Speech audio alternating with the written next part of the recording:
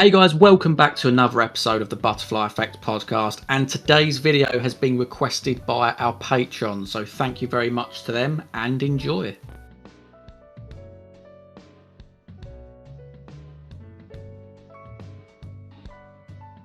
Right, so guys, for this video we are going to be doing an Until Dawn chapter ranking. So obviously those that have seen our Quarry chapter ranking video before, you'll know how this goes. So what me and Liam have done, we've gone back through Until Dawn, the original, and of course the remake, and we've put together our own individual lists from worst to best of Until Dawn. You'll see our individual rankings for these chapters in the top corners, but what we've done is we've done a little bit of maths, we've lumped them together, and we're now going to tell you what our combined list looks like. So with that out the way, mate, I feel like we should probably talk about numbers 11 and 12, right? Because we snap on both of them.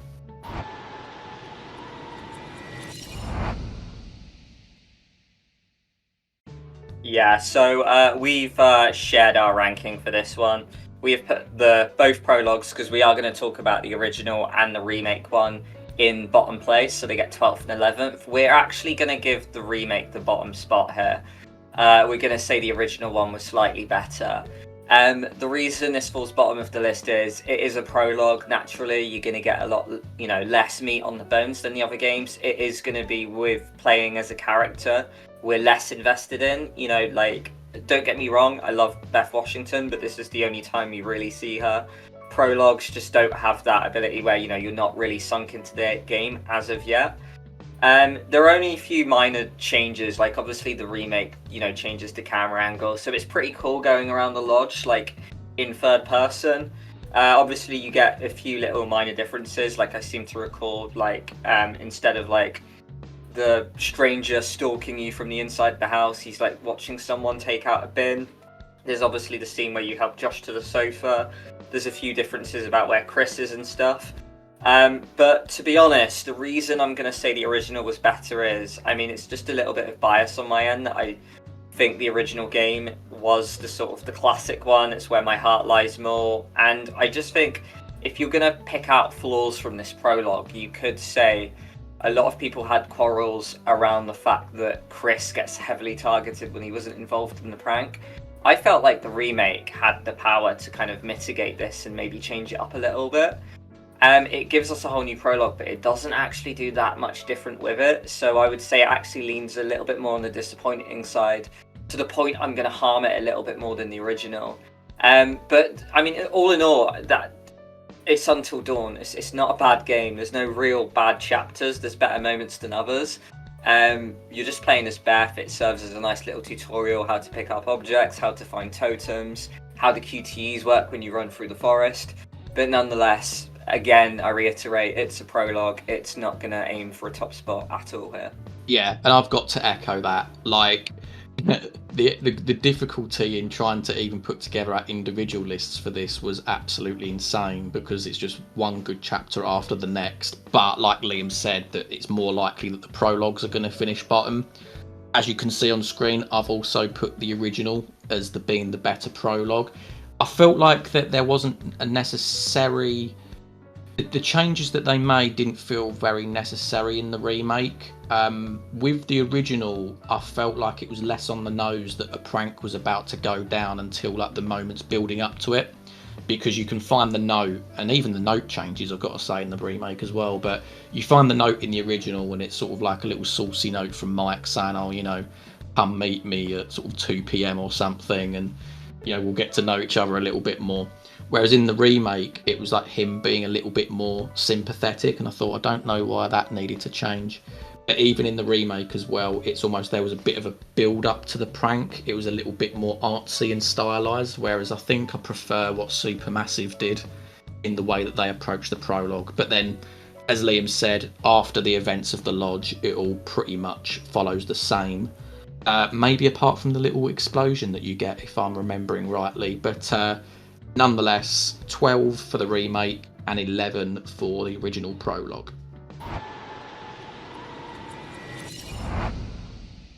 Okay, so coming in at 10th place, again for both me and Liam, is Chapter 2. Now, I would describe Chapter 2 as the moving pieces chapter. It's really the chapter when, of course, you've got all the characters at the lodge, but it's almost like we've immediately got to disperse them into different locations in order for the horror elements to start to tick in and for us to get to know these characters a little bit more. There's a lot of walking about in this, and I'm talking about Chris, obviously, when you break into the lodge and you've ultimately got to let everybody in. I'm thinking about Mike and Jess when they're heading to like the little cabin, which feels like such a long walk, like very unnecessary. Of course, there's little things on the way where you can go into like the little mine bit and rescue Jess, but it all plays out like pretty linear, doesn't it? And then of course you have the bits with like Sam and Josh as well in the basement. And I would also say, because I'm going to refer to the DLC, which does get slotted in here in the remake, but I would also call this chapter as like the chapter of pranks, because not only do you have a few with Mike and Jess, but you've also got Josh pranking Sam, Sam trying to get revenge on Josh if you choose to do so, Chris pranking Sam and Josh in the basement, and then you've also got Emily pranking Matt, like when she sticks her hand in the totem pole and you can choose to save her, but obviously she's also mucking around. So yeah, it really was just about moving people to certain locations, splitting them off into pairs, and it's starting to build like sort of the story and character development in the game. Very good points, lad. I would say for this chapter as well, yeah, there's like, it is a mixed bag, and it's interesting because when you look at our quarry ranking, Jack hailed chapter 2 as his favourite, and I said it was probably like my second or third most favourite, so it ended up winning the actual video. And funnily enough, I feel like where the quarry like numbers do well, the Until Dawn ones are going to do badly in this list, and then vice versa. The stuff I really like about the chapter is that when you're Matt, you can confront Mike, and you do have like the standoff between Jess and Emily. Some nice little tension dynamics within the group. Yeah, you've got like that basement scene where like the monk chases you up the stairs, ends up being Chris. There was a nice little bit of comic relief there. And it's a good little, again, you getting that tutorial in, and it teaches you how the don't move segments work, which are like really key in this game. Where the thing falls a little flat for me is, like you mentioned, there is that walk to the lodge. Don't get me wrong, I quite like the dialogue. There's some nice comic relief between Jess and Mike. But yeah, it does take forever to get there. It is a little bit long-winded. I find when Chris gets into the lodge, it's a massive mansion, and there are a few clues to look around, but there are just a lot of empty blank rooms, and I do feel like the spaces could have been used better there. Yeah, and then you mentioned, mate, the Matt DLC with Emily. I do think it's cool we get bonus DLC, but you don't really get much from this chapter, and then it's just tacked on what we think is arguably the weakest chapter in the game other than the prologue. And to top it, you've got the therapy session, which is probably the worst therapy session in the game. It's the one where you've got to say, what do you value more, loyalty, charity, honesty? There was some much stronger therapy sessions around that. So all in all, not a bad chapter again, but yeah, I would say this is the weakest out of the main 10 you do get.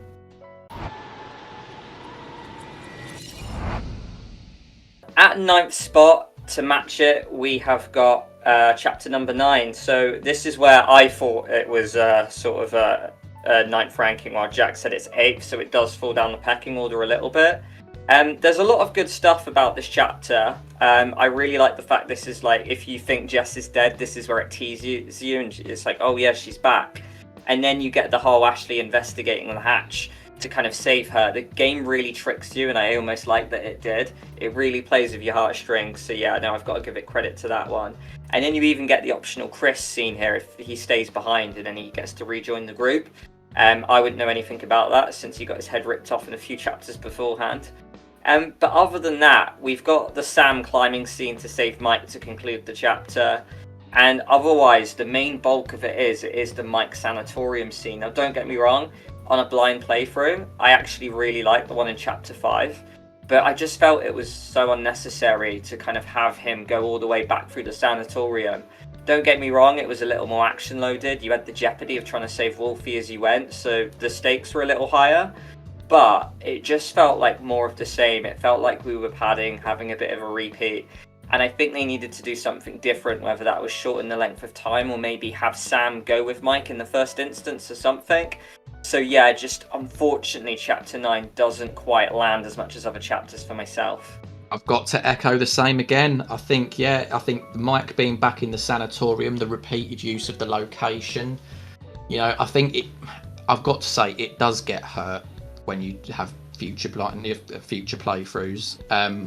It's really difficult to look past that. And maybe in a blind playthrough, sure, you do think there is jeopardy because you do get some Wendigo chases and shoot 'em ups and QTEs and don't moves and stuff like that. Plus, you throw Wolfie in there, like the choice barricade versus escape, like that can obviously determine the fate of Wolfie. But again, you are just repeating locations, and I feel like at this point of the game, chapter 9, the penultimate chapter, you'd hope for a little bit more. Like Liam said, I do like the sort of the potential return of Jess, because you could argue that she's a forgotten character at this point, having last seen her like way back when in like chapter 3 or 2 or something like that. And it obviously ends in explosive fashion, with Mike blowing up the sanatorium. Unless he chooses not to, it'll just cut to black with like the Wendigo jumping on top of him. And then in this chapter as well, you've got the nice little choice whether you investigate or whether you stick with the group when you're playing as Ashley, when you venture off to go after Mike. So there's a nice little choice, which obviously feeds back to some of the things that you could read previously in like the little stranger journal. But yeah, other than that, I feel like it was a little bit empty, and therefore it fell to 8th place on my list. So number 8 on our list is chapter 3. Now on my personal ranking, as you can see, I placed it 9th, and I'll say this off the bat, is that this is the chapter that I've got the least notes on, which obviously probably isn't a good sign at this point. But this is the spirit board chapter, so we've got Chris, Ashley and Josh trying to summon some sort of spirit, some sort of ghost, and it obviously ends with Josh storming off because it brings up sort of like, Hannah and such. But obviously we know at this particular point that this is all a bit of a fake out on his point. We cross over to Mike and Jess. Jess can prank Mike.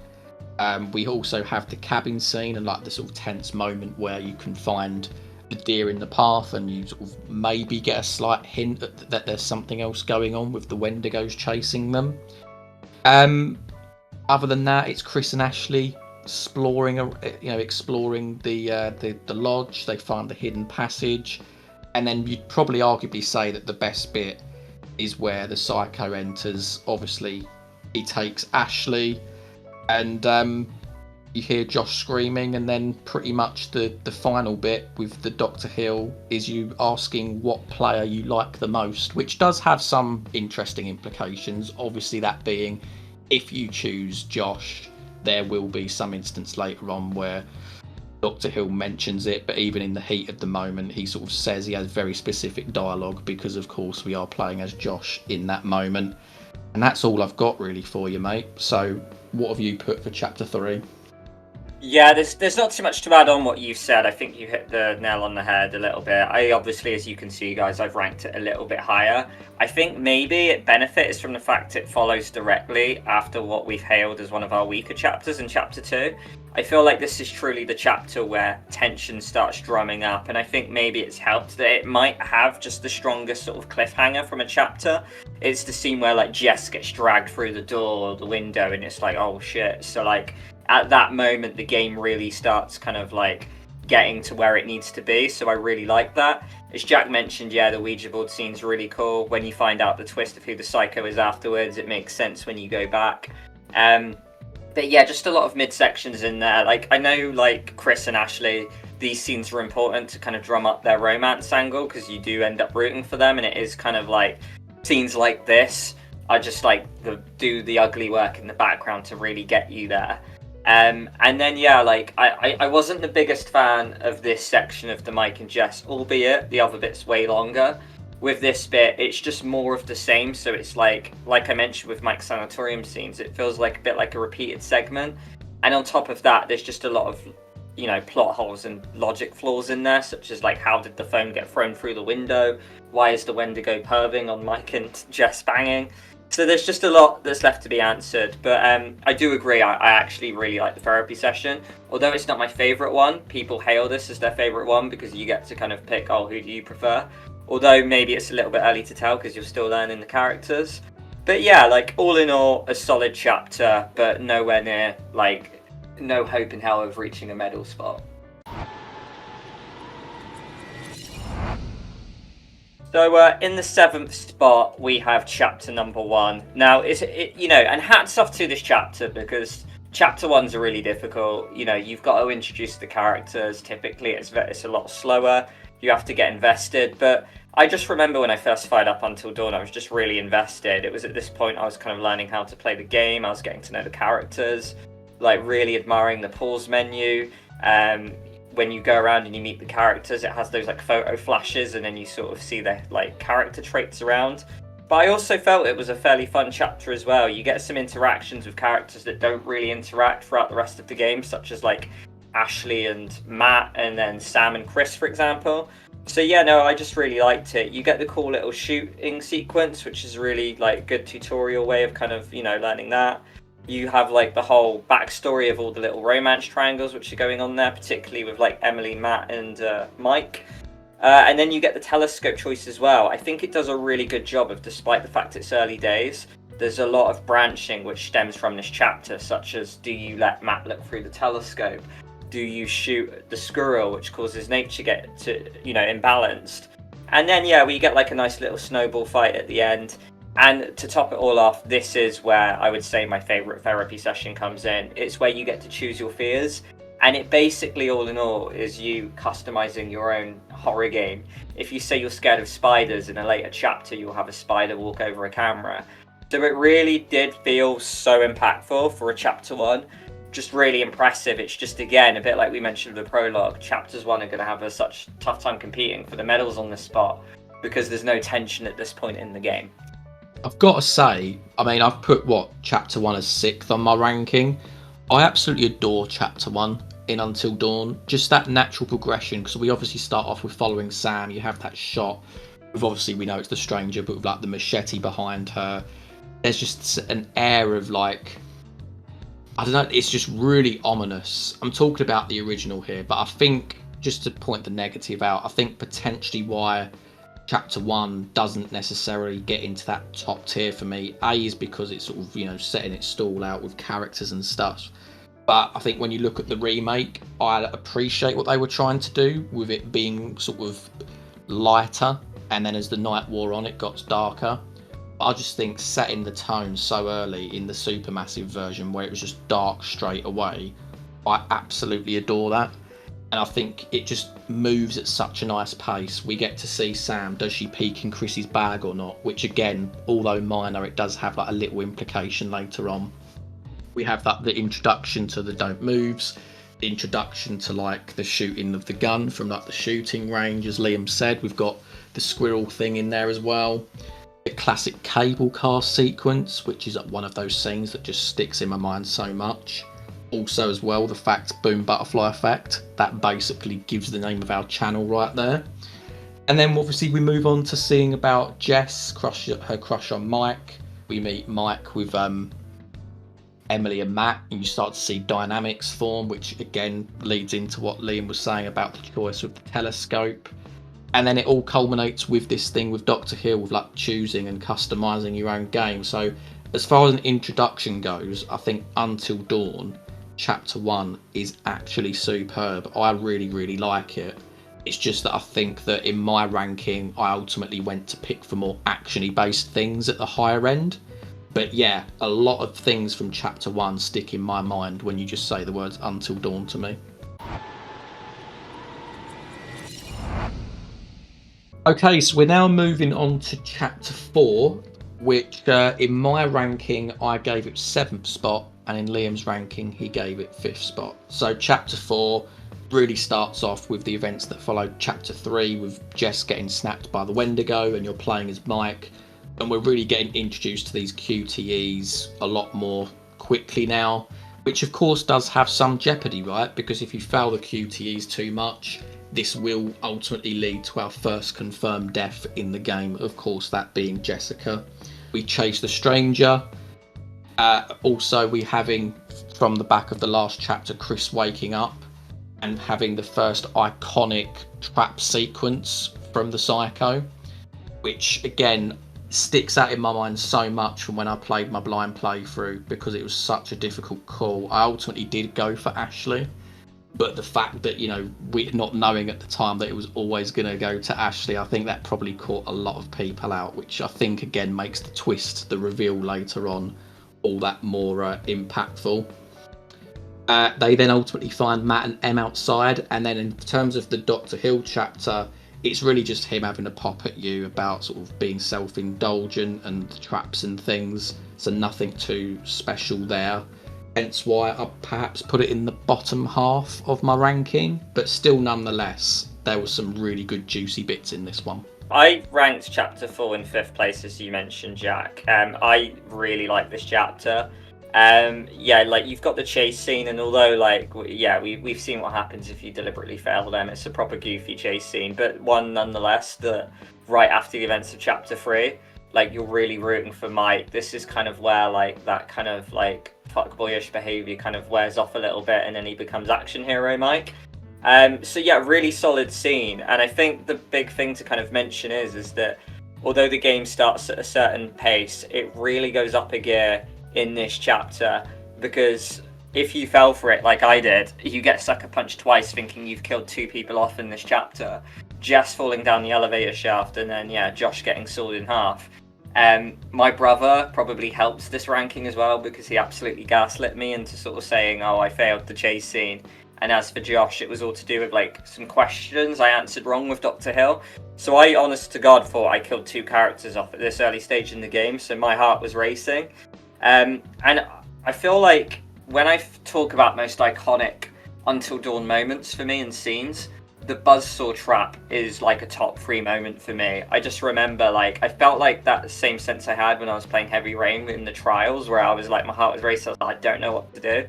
And it's forcing you to make this choice. So I think the horror, the soundtrack is just absolutely on peak on this chapter. It just doesn't get that much higher for me because, I mean, at the end of the day, you're only really playing as 2 chapters, albeit, you know, they are fairly lengthy ones. You don't quite get the flavour of what's going on with Matt and Emily. Sam's still in the bath at this point. So it doesn't quite hit those high markings, but still, very solid chapter for Until Dawn. Next, we have chapter number 7, and this is where Jack and I varied our chapters, our rankings for this one quite a bit. I was a little bit harsher on chapter 7. I, first and foremost, is that I got Sam caught at the end of chapter 5, so I never got the optional scene at the start where you can go around looking for clues. Albeit, I would say that maybe it was more an advantage because the face reveal, the mask unveil, it completely took me by surprise. And I feel like maybe if I got the scene, it would have ruined that a little bit. So although it is cool that you can do all the right choices, successfully evade, and then you can work it out, it is really cool that they've thrown in a bonus scene for people that wanted this. And this is obviously the scene where you do ultimately get that unmasking. And because it completely fooled me, I just was so sold. It was just so cool to see that Josh was the mastermind behind it. I know a lot of people called it, but I think, I openly admit I didn't. So that shock value for me was absolutely crazy. So yeah, I just have to praise this chapter. You obviously get the mine scene with Emily in this one. This is more of the one where she's going down and she's kind of looking at the clues, and you're pretty much getting the whole sister lore, finding out what happened to the sisters. So it was a really clever way of explaining that plot thread which is going on through the chapter, because the plausible theory at this point is that you are being haunted by ghosts of the sisters. Obviously we know that isn't the case, but still really cool. I harm it a little bit more because the Emily mine scenes in chapter 8 are a lot stronger. They're more action oriented. There are some slow down time moments in this, but it really helps you begin to kind of forgive Emily. For the first half of the game, she's this character who's quite sort of mean-spirited to Matt, but then when she's down in the mines, you really feel for her because she almost gets one of like the worst, shittiest ends of the stick in this game. And then it's just really cool to see her claw out the dirt and kind of like try and find her way, and you really do feel for her. And then you get the meeting with the stranger at the end. You obviously get like the ending scene like of Chris and Mike imprisoning Josh. Although it's not my favourite scene, I just have to mention that Rami Malek's acting in this is just absolutely superb. The way he goes from the psycho to this absolutely person who's off his meds, and he's kind of rocking in the beam, and he has some like nice comic relief moments. So yeah, like very strong chapter, and just unfortunately there's chapters to me which are just way stronger. Yeah, so for me, chapter 7 was certainly medal worthy. I think I really love chapter 7. I think it was one of those moments where, obviously with the Josh reveal, it felt like a lot of things were starting to come together, and was perhaps arguably the point where the game started to shift into slightly more supernatural, with obviously the Wendigo being the threat. But nonetheless, I think that the variation at the start, whether Sam gets captured or not, is absolutely superb. In my blind playthrough, I wasn't captured, so I did have the opportunity to go around, find the little recording of Josh testing his psycho voice out, seeing the texts from Dr. Hill. But Liam does bring up a good point, like, is that necessarily a good thing? Because therefore the surprise of the reveal isn't necessarily as strong, but for me it was still superb. I feel like maybe what stopped it getting into second or first place for me was the Emily in the Mine sequence. Don't get me wrong, really immersive. Love how you can hear like the Wendigo screams every now and then, and like the flamethrower in sort of like the distance was clearly the stranger. But there is a lot of walking about, trying to find, you know, how to turn the electricity on so that you can ultimately get the elevator up. And then, of course, we do meet the stranger, but it doesn't really matter what you do in that instance, whether you hide or whether you run, because you ultimately get separated from him anyway. And then, obviously, when it cuts back to Josh, it then reveals that, you know, he's basically telling you, like, what his motives were, wasn't it, behind the whole prank, which, you know, maybe on some level some people can understand, because obviously someone who's lost his two sisters as a result of a prank which he was powerless to have a say in, maybe, you know, that sort of does warrant some sympathy. We've got a whole video on this subject, so do check it out. But nonetheless, a very strong chapter, and yeah, that's why I put it third. Okay, so we're now going to swing to fourth place, which obviously narrowly misses out on a medal, and I've got to say, I thought that this was probably going to be number one, at very least number two, when I first set out doing this. But it actually wasn't. So for me, it finished in fifth place, and for Liam, it finished in third place. Chapter 5. Now, let's get the sort of more negative stuff out the way first. For me, it's to do with the sanatorium, but again, I do feel like that is slightly hindered by, you know, knowing that ultimately Mike isn't really under threat in this instance. There are some nice moments that I've got to say, both horror and Jeopardy based. So we get that moment where we're walking around the morgue, we can find the corpse where the rat comes out. There's the bear trap where you can amputate your fingers, of course, or you can ultimately break the machete. We get to meet Wolfie for the first time, which is always a good thing. And then alongside of that, you have Matt and Emily going to the cable car station. There are choices in there which can ultimately impact later on at the radio tower as well. But they find a ransacked place with dye scribbled all over the wall, and you get to choose essentially like who goes in there, who goes through the window, etc. And then, but really, the meat of this chapter, and the reason what I feel like it probably pulled it up as high as it was, is because of the Sam Psycho chase. It's the thing that probably comes to mind more for me, alongside Emily's chase sequence in chapter 8. It's just a superb chase. There's choices in there, hide or run. You've got to get a very specific order right in order to survive, which is naturally why I felt so relieved when she did escape from the psycho at that particular instance. There's QTEs, and it's just really tense. I think back to that moment when I think she pulls something down and the psycho's like stomping through to her, and you really think she's going to get her, but she gets out through the door last second and bolts the door shut. It's just really well put together, and I absolutely adore it. And then moving on over to Dr. Hill, a nice one, not the best one, but we obviously find out that the psycho is the patient of Dr. Hill. So yeah, I really did think that this was going to rank higher, but I think because of the sort of more by the numbers, by the books exploration chapters with Mike and Matt and Em, I think that's ultimately what pulled it down for me. Yeah, everything Jack says is completely true, to the point I ended up giving it the bronze medal for my own personal ranking. And it was surprising as well, because I said at the top before we came in, I was like, well, chapter 5 is clearly winning or coming second at the minimum. And then it fell down another place, and we'll get into why, because of what it had to compete against. But yeah, I mean, I'll start from the top of the positives, and it's the Sam Bath chase scene, which, Jack mentioned how glowing it was.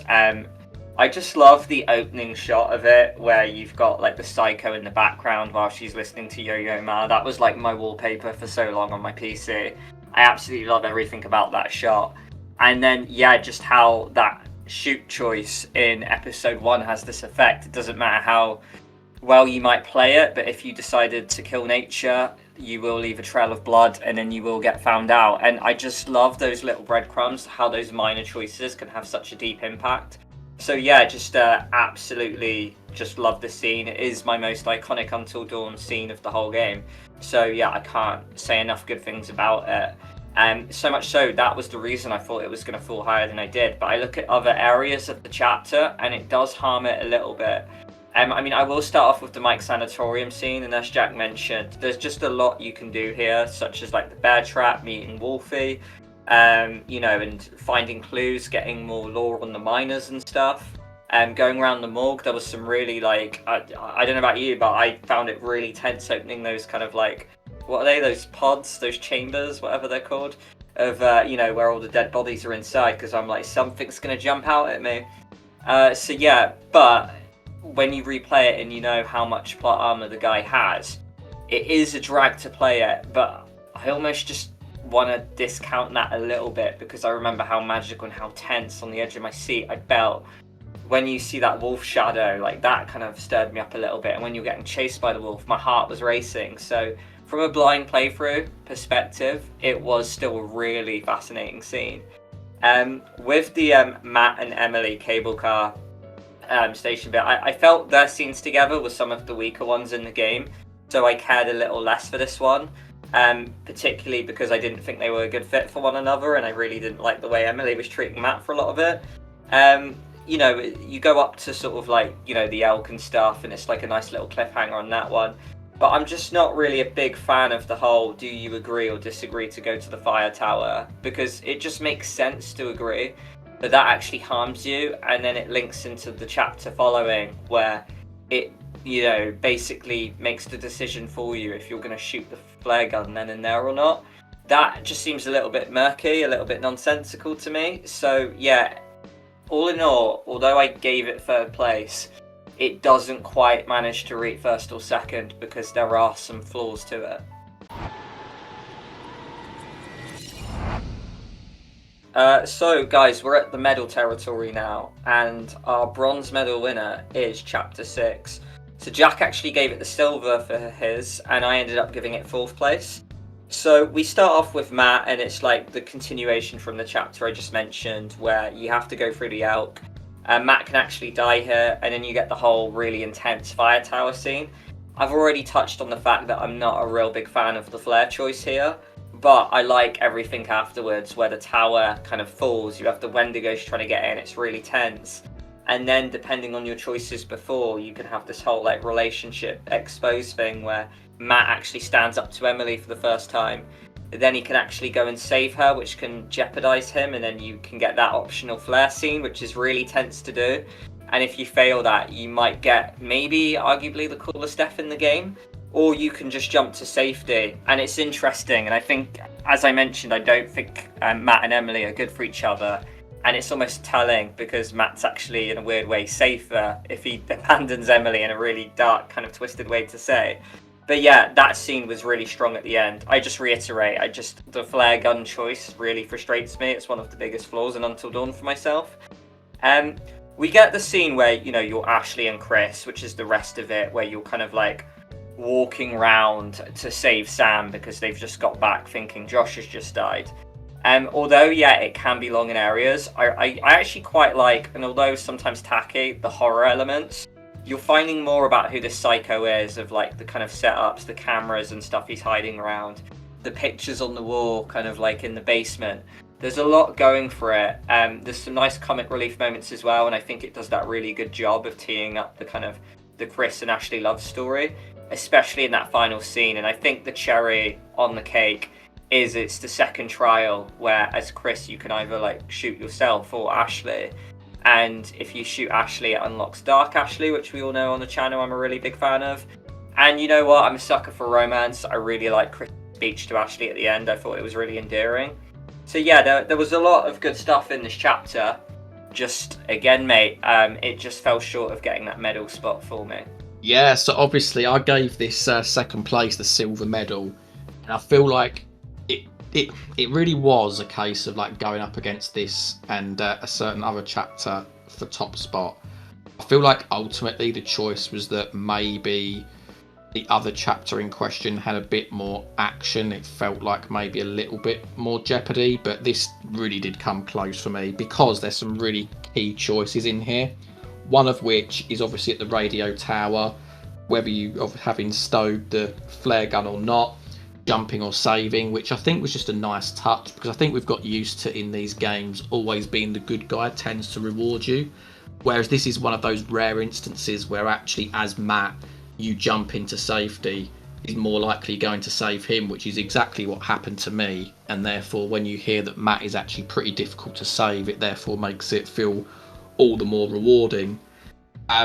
Moving on to sort of like the Chris and Ashley bits, yeah, like Liam said, it's a nice sort of little build up to sort of learning about the psycho. Maybe at this point people are starting to get theories that it could be Josh, but again, because of this buzzsaw from earlier, you're not quite sure. You have the dollhouse, which is really creepy, so you think, okay, it must be someone that was there, right? Maybe it's the guy outside with the machete. There's some like the ghosts, and then there's Ashley like talking about whether she's remorseful or not. You can find the dummy, or you can find Sam, which again builds off like previous choices. But I feel like this really sort of builds into the fact that it comes really down to the Ashley and Chris choice. Like, I can still picture it now, me really at university making this choice, moving the analog stick between the both cursors. Do I shoot Chris? Do I shoot Ashley? I ended up choosing to shoot Ashley, and I remember people then going, no, sort of thing after I'd done that.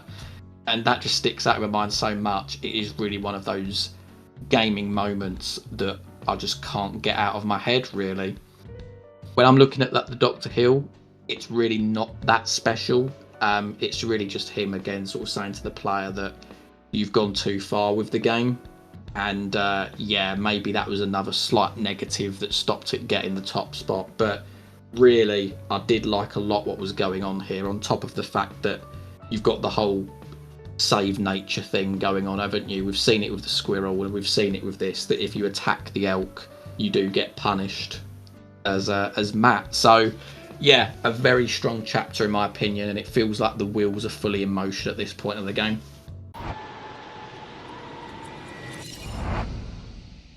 Okay, so chapter 10 is probably the chapter where there's the biggest divide between myself and Liam. So I put it in 4th spot and he put it as the gold medal.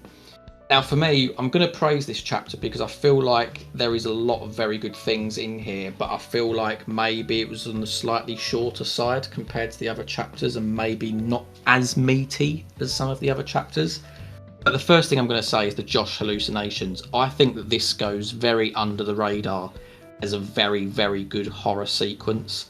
The graphics still stand up to this day. I mean, we didn't really need a remake, but they're absolutely superb. The way like the skin gets pulled away and you've got the skull behind the face of the two sisters, the big pig that comes through the wall, the sort of demented looking Dr. Hill, like really Josh his mind is in such a bad place at this point, and it taps into psychological horror so well that I don't think Supermassive have been able to match since, in my opinion. So huge props to that opening section. We then cross over to Sam and Mike, where there is some like important clue here, because obviously if you find a little scrawled note that Hannah wrote, that is ultimately what can save Josh later on down the line when you're being dragged back through the water with him and Mike. On top of that, we also, depending on choices, we can have Matt and or Jessica here, which again can lead to some deaths when we have this sort of hide sequence and with the don't move and that quick QTE that can really catch people out. But other than that, it's Sam heading back to the lodge, and then it's the final showdown. Absolutely iconic image. Liam was saying before about having like a screensaver of Sam and Josh in the background. Probably mine would be the Wendigo hanging on the light in that room, because I absolutely love that shot. In my version of events, I actually ran for the light switch straight away, which I do regret because I lost 2 characters as a result of that action. But a very good sequence, very tense. It brings the don't move into play, albeit I know people have had issues with it, glitches, so forth. Thankfully for me, that wasn't the case. And it ends with a nice explosion at the end. So yeah, again, props to how they wrapped up the game, especially when you compare it to, say, The Quarry. Obviously, as you can see, it gets my gold medal, and it really took me by surprise. I knew it would be a top 3, but when I really broke it down, I just had to give it the gold medal. And I think the biggest reason being is that I think a lot of these games struggle to end on a really strong note. But this game really smashes it out the park, albeit it's not perfect, but no chapter is. But I just absolutely really like it. Like Jack mentioned, the hallucination scene, really fascinating, really different change in style from everything we've seen in the rest of the game, but it shows you just how bad Josh's mental state is at the end of the game.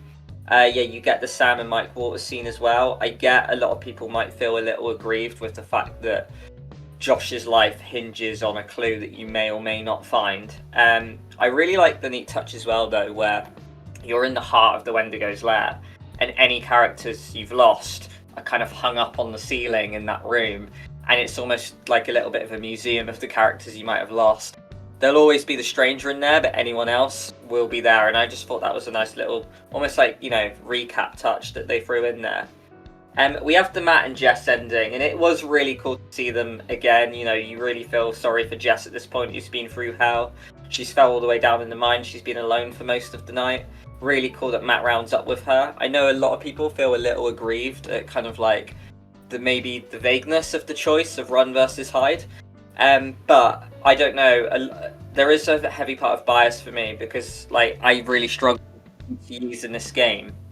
But with this, I actually succeeded it, and it kind of made me feel really rewarded. And especially that tricky one where you've got to hide and then Jess falls and you have to quickly tap X or something. So yeah, absolutely love that.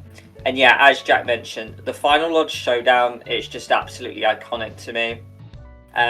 Again, a little bit like the Jess Matt choice I mentioned, maybe people feel aggrieved that it's a little vague whether running for the light switch is going to kill everyone all at once. And hiding is the best thing you can do to get the characters out one by one. But it's a difficult one, because the more you try and hide and the more you try and save everyone, the harder the don't move sequences get. And that scene sticks in my mind so much, of that final one where you're by the fireplace and the Wendigo is literally over your head, screams at Sam, turns to the camera, looks at you, screams at you as the player, then looks back at Sam. And the Wendigo eyes were just really unsettling at that point. So yeah, I just absolutely have to praise it. I felt it did such a good job. And then yeah, to conclude that, we had the exit interviews, which I thought was really cool. And for those fortunate enough to find the clue to save Josh, get that really cool kind of ending where Josh becomes a Wendigo at the end. So yeah, just to reiterate, I think these games really struggle to kind of end it on a really memorable note. A lot of games do that thing, and I'm thinking games like Double Exposure, where it kind of just cheaply wraps it up and kind of throws the credits at you. But this one literally ended on a bang for all the right reasons. So yeah, I didn't think it would take my gold medal, but I did my notes and it ended up getting my gold medal. And I think it's very worthy of getting a silver medal for our overall ranking. But that, mate, leads us to our absolute gold medal. It's the one that you praised as your gold medal and one that I gave my silver to. So naturally, we have hailed it as our favourite chapter, and that is chapter 8. And I'm pretty happy it's got first place, to be honest, because it's got most things you'd want in an Until Dawn chapter. The biggest one being, which I'll stay quite vague on because I know how fond you are of the chapter, is the Emily chase scene, where it was made even better by the fact for me that she almost died in like that grinder thing, but I managed just to succeed another QTE to claw her back out, so like my heart was racing again. It was a nail-biting finish. So yeah, really cool. I think it's slightly, or if not more so, stronger than Emily's chapter 7 mine scenes. You've obviously got the Chris and Stranger excursion, which was like really cool, especially for me and you because we tried to shoot Ashley, so you get that dark Ashley scene, and I love everything about it because it's like a love story that's been brewing throughout the game. Then like you might finally get that kiss moment, or like, you know, like a little send off, and then when Chris gets to the door, and Chris is this character that we all adore, he's like the class clown. When Ashley locked me out, it was so tense, but it made Ashley, who I felt was one of the more boring characters, suddenly this really interesting person who had this like dark layer to her. So I absolutely loved that. You've got more scenes in here as well, such as the basement where you can even shoot Emily, which I regrettably ended up doing because I wanted to save everyone else. For some reason I bought into it. And then you can enhance Dark Ashley even more so by hiding, like, you know, the book which tells that the bike doesn't actually do anything. You get another nice little Josh and Hill scene at the end. The only reason I didn't give it top marks is because I just really wasn't a fan of the scene where the stranger comes in the door and tells you everything you need to know about the Wendigo. And I get that the Wendigos are introduced quite late, and for certain people that may not have picked up all the clues to really know what was going on, probably were in the dark and needed that scene a little bit. But I think chapter 8 is probably just a little bit too late to kind of be giving us this, like, slowing the pace down of what's a really action-packed electric game, just to have the stranger give some lore dump onto you. But other than that, though, very worthy of like the gold medal spot in my opinion. So yeah, just a very solid chapter, mate. Yeah, chapter 8 is absolutely iconic. It feels for me like there's a lot of character arcs, story arcs that all really come to a point in this particular chapter, and I'll go through them now. So obviously you've got the Chris and Ashley choice, which is something that happened in my blind playthrough. Chris died. He was my first confirmed death in my blind playthrough as well, which, as Liam said, unlocks Dark Ashley. Also, just to quickly touch on the stranger, actually, with the exposition thing, you know what? It's a very good point. I feel like maybe I'm slightly more forgiving of it because we have just had like a high octane chase sequence with Emily. So like, just to take us a little bit of a breather, I'm actually, over time, I think I'm slightly warming to that scene with the stranger a little bit more. The shooting Em in the basement, again, that's sort of like a culmination of the arc of like the whole Mike, Matt, Em, Jess thing. Because in that moment, having seen that the fact that she's got a scratch or that she's potentially infected, having Mike hold the gun to shoot Emily, it really is a point where how do you decide basically how that arc comes to an end, which I think is really good. And on top of that, we do have the fact that Ash can hide the info, so we can see a real like character turn in there. Also, when you're like referring to the remake, if we're talking about like the Dr. Hill sequence, as Josh, if you choose to apologise, that can then be like a prerequisite for his survival later on in the game. So we can have like Josh, not turn into a Wendigo and make it out alive, which I think is great. But for me, look, I mentioned it earlier on, it's really to do with the Emily chase sequence. There's choices, there's QTEs.